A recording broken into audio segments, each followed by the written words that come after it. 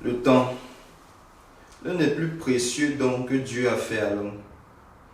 En faisant aux gens le don du temps, le Seigneur s'est rassuré que nul ne puisse se considérer comme spécialement favorisé ou spécialement défavorisé.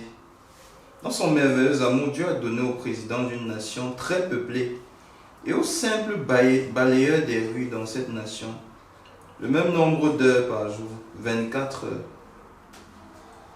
Si Dieu a donné aux gens la même durée de temps pour chaque jour qui passe, comment pouvons-nous expliquer le fait que certaines personnes semblent accomplir beaucoup, tandis que d'autres travaillent si peu?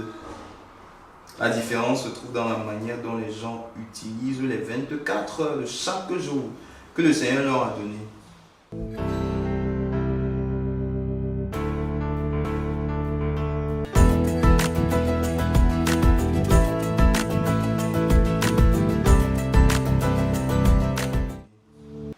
Salut à toi qui nous observe, bienvenue au Club Littérature Chrétienne et à cette nouvelle édition.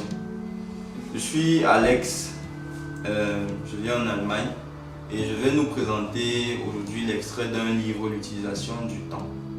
Tu l'as certainement entendu, la différence se trouve dans la manière dont ces personnes-là utilisent leur temps. C'est les personnes qui ont du succès et les personnes qui échouent. Pour beaucoup, c'est dans la manière dont ils utilisent leur temps.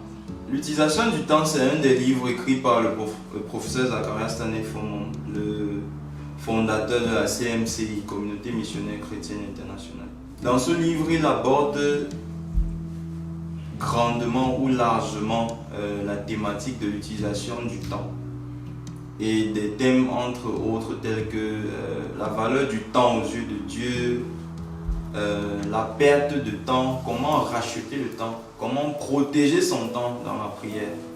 Je vais prendre quelques extraits qui m'ont béni pendant que je lisais le livre. Avant de continuer, je vais dire que le livre est disponible sous format papier et également sous format électronique. Tu peux le commander sur Amazon en papier, couverture dure.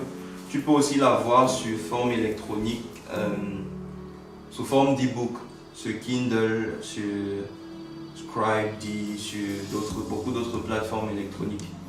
Donc, je vais piquer quelques extraits qui m'ont marqué, quelques pensées sur le temps.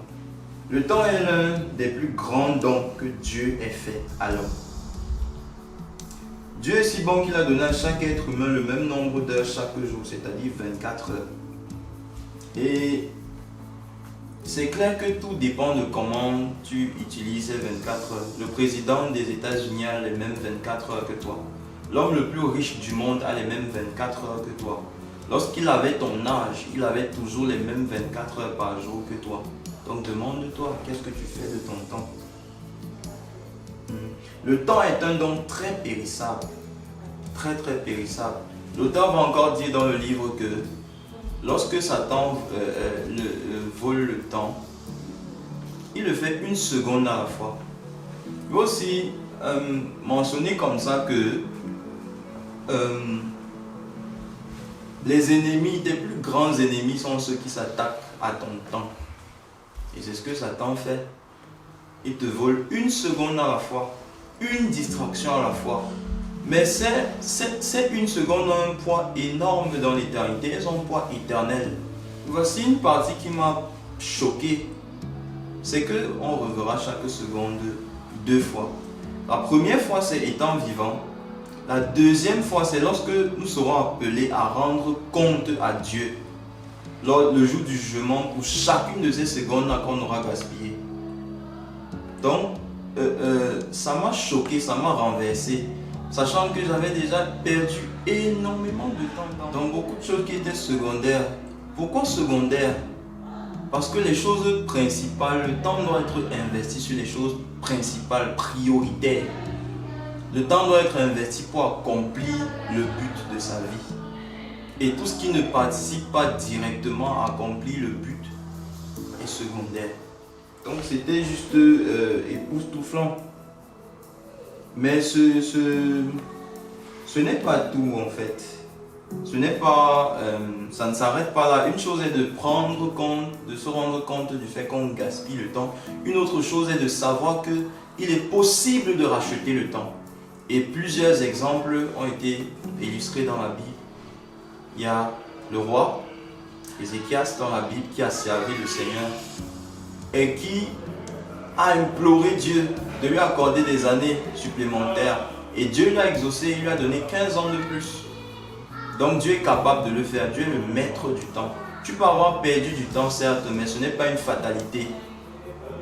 La Bible dit, repens-toi et souviens-toi d'où tu es tombé, retourne à tes premières œuvres.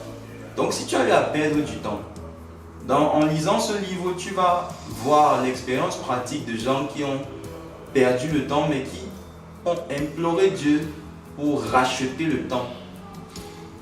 Ce livre est tellement riche, tellement riche. Je vais t'inviter à te procurer une copie de ce livre. Si tu te l'acquiers, tu seras extrêmement béni. Allez, merci de nous avoir écoutés. Nous espérons que tu vas réagir dans les commentaires, que tu vas nous donner le témoignage de ce que ce livre a changé dans ta vie. Que le Seigneur te bénisse. Porte-toi bien, à la prochaine.